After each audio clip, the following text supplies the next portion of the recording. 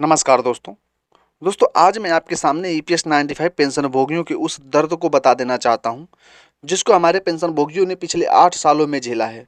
यह सिर्फ आर्थिक संकट की कहानी नहीं है, बल्कि उन लाखों बुजुर्गों के टूटे हुए सपनों की अधूरी उम्मीद है और सरकार और ईपीएफओ की जो है असंवेदनशीलता की कहानी है।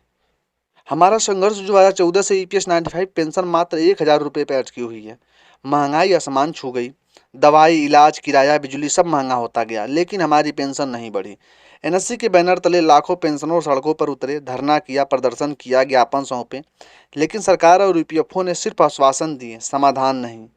हमारे साथ लड़ने वाले आज हजारों साथी, जिनका सपना था कि बुढ़ापे में सम्मानजनक जीवन जिएंगे, वे अब इस दुनिया में नहीं रहे। उनकी आंखों में उम्मीद थी, सरकार उनकी सुनवाई करेगी, लेकिन वे निराश होकर दुनिया छोड़ गए।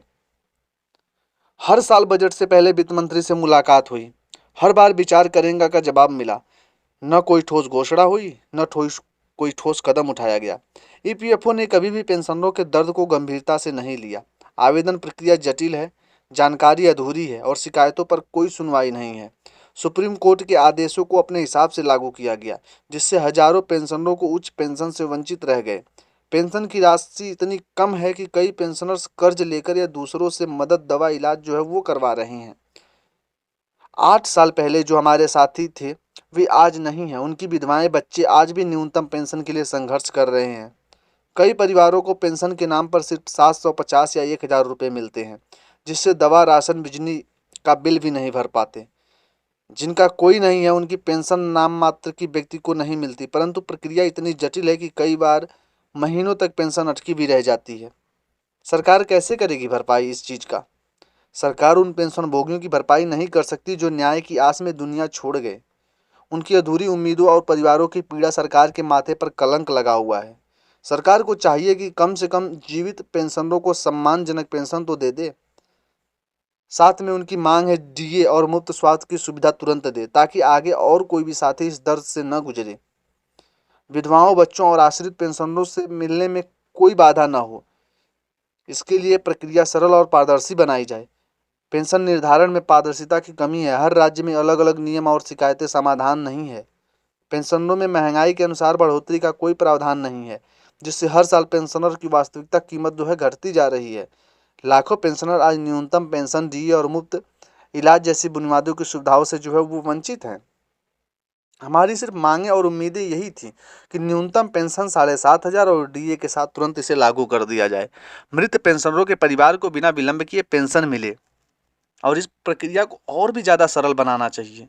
बुजुर्गों के लिए मुफ्त स्वास्थ्य सुविधा और खाद्य सुरक्षा कानून में शामिल किया जाए। ईपीएस 95 पेंशनरों की अलग से कोई मांग नहीं रही है। मई 2025 में ईपीएफओ ने न्यूनतम पेंशन 7,500 रुपये करने का प्रस्ताव रखा था, लेकिन सांसद की अस्थायी समिति ने सरकार के तीसरे पक्ष से ईपीएस 95 की समीक्षा करने और न्यूनतम पेंशन तुरंत बढ़ाने को कहा था। रिपोर्ट में बताया गया कि सरकार को न्यूनतम पेंशन के लिए बजट 3 गुना बढ़ाना चाहिए, ताकि वृद्धाजनों को सम्मानजनक जीवन मिल सके। सरकार सिर्फ 1.16% वेतन का योगदान देती है। बाकी फंडिंग की कोई दीर्घकालीन योजना नहीं बनाई गई है। पेंशन फंड का वार्षिक मूल्यांकन होता है, लेकिन उसकी रिपोर्ट सार्वजनिक नहीं की जाती है। 2014 से पहले रिटायरमेंट हुए पेंशनरों को उच्च पेंशन से बाहर कर दिया गया, जबकि अदालत ने ऐसा कोई स्पष्ट आदेश नहीं दिया था। सुप्रीम कोर्ट और हाई कोर्ट के आदेशों को ईपीएफओ ने अपने हिसाब से लागू किया, जिससे लाखों पेंशनरों को उच्च पेंशन का लाभ नहीं मिल पाया। ईपीएफओ की वेबसाइट और पोर्टल पर जानकारी अधूरी है, गलत रहती है, जिससे बुजुर्गों को बार बार दफ्तरों का चक्कर लगाना पड़ता है। कई मामलों में पहले से स्वीकृत उच्च पेंशन अचानक बंद कर दी गई बिना कारण बताए। उच्च पेंशन के आवेदन करने वाले लाखों की डिमांड नोटिस भेजा जाता है, लेकिन किस आधार पर, उसकी कोई स्पष्टता नहीं है। एनएससी ने कई बार ईपीएफओ और सांसद को ज्ञापन दिया, लेकिन सिर्फ आश्वासन मिले, समाधान नहीं। न्यूनतम पेंशन 7,500 प्रतिमाह, डीए, महंगाई भत्ता शामिल करना, हमारी यही लड़ाई थी।